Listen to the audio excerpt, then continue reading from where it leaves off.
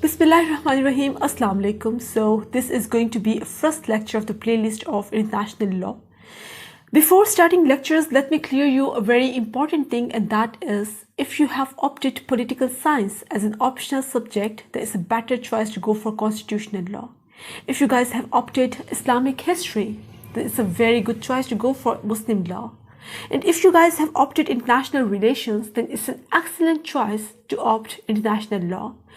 Let me recall it again कि अगर आपने political science को opt किया है तो आपको चाहिए कि आप constitutional law को opt करें because it's a very good choice for you guys. अगर आपने Islamic history को opt किया है तो आपको Muslim law बहुत benefit देगा because both are very overlapping subjects.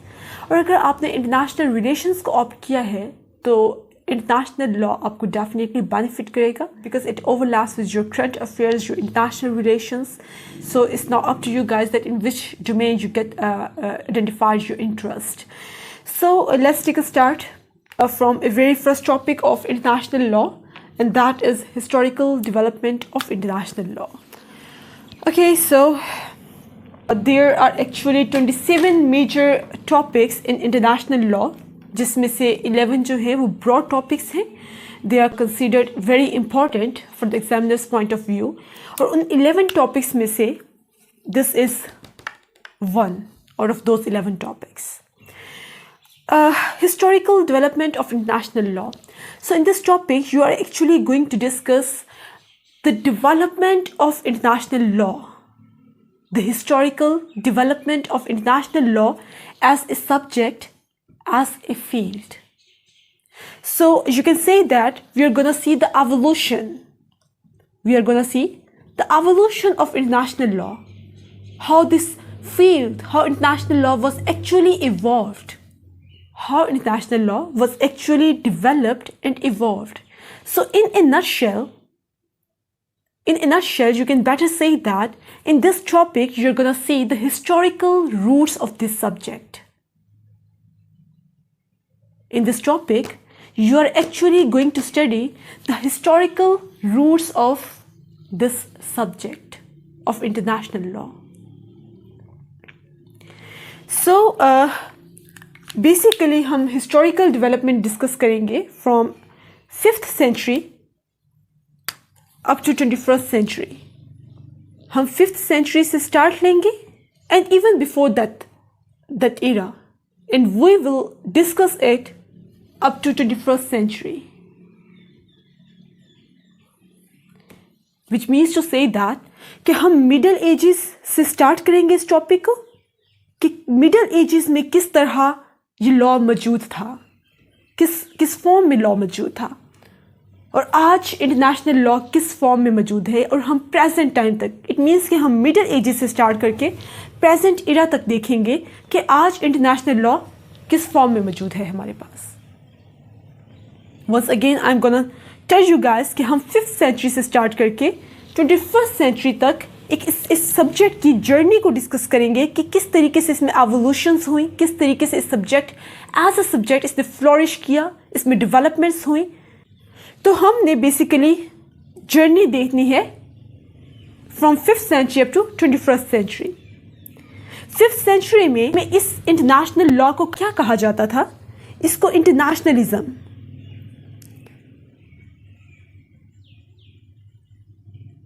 का नाम दिया गया. 5th century में एक concept दिया गया internationalism का. Internationalism का concept क्या कहता था? ये concept कहता था कि there must be sort of some laws over and above the states, just to govern the states. There must be some rules and laws which must be applicable over the nation states, over the city states. So in short कि एक ऐसा sovereign law का concept दिया गया जिसको internationalism के नाम से इंट्रोड्यूस करवाया गया दुनिया में, और वो concept ये कहता था कि states को govern करने के लिए भी कुछ laws होने चाहिए, कुछ rules होने चाहिए, कुछ agreements होने चाहिए. Is it clear? फिर इसके बाद 16th 17th century में इसी concept को change करके, यानी कि concept यही था, उसकी basis यही थी, but वो इंट्रोड्यूस करवाया गया by the name law of nations. by the name Law of Nations. कौमों का कानून, a law which must be super sovereign, which must be applicable over all the states. Is it clear? और आज 21st century में इस ही concept को हम कहते हैं कि this is international law. This is international law. Clear?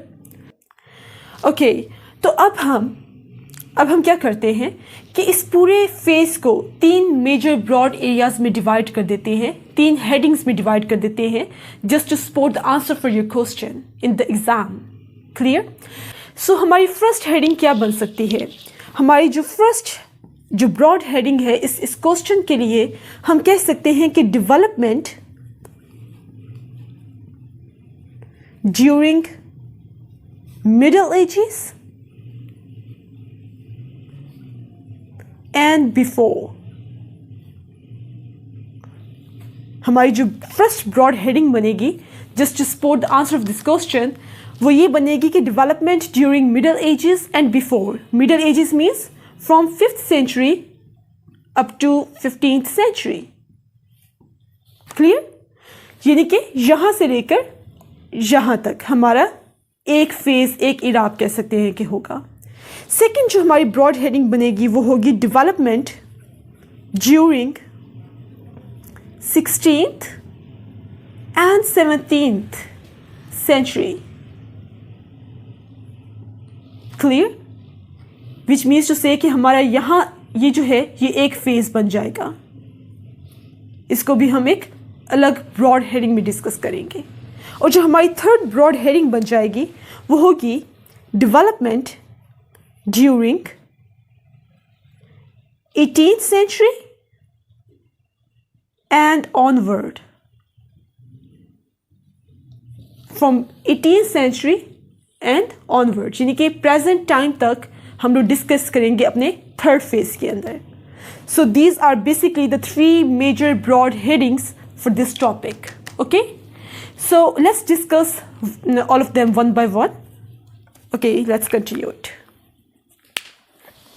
Okay, so this is our first major heading जो आपका 5th century से लेकर 15th century और उससे पहले का टाइम जो है उसको कवर करेगी.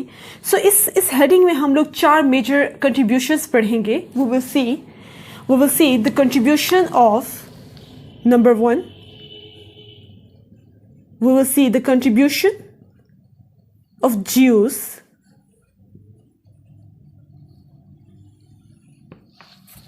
Then we will see the contribution of